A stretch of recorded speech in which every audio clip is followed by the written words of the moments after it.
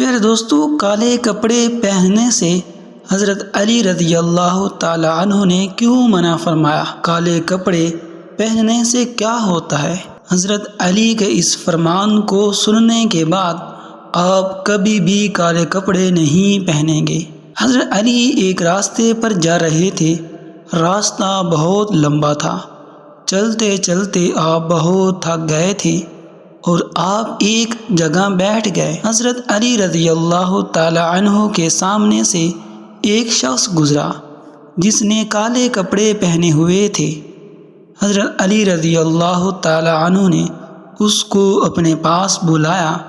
حضرت علی رضی اللہ تعالی عنہ نے اس شخص سے کہا کہ جو تم نے یہ کالے کپڑے پہنے ہوئے ہیں، کیا تمہیں پتہ ہے کہ کالے کپڑے پہننے سے کیا ہوتا ہے؟ وہ شخص گھبرا گیا